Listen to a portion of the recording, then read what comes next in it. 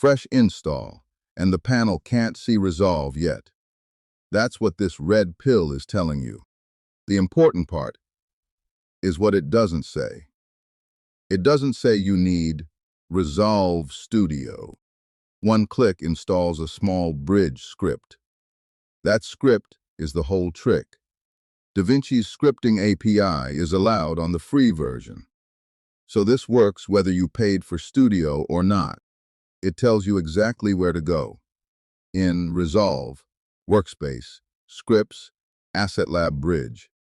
Run it once. Do that, and the pill goes green and names the timeline you're pointed at. Studio owners can install a native plugin instead. The app picks whichever it finds.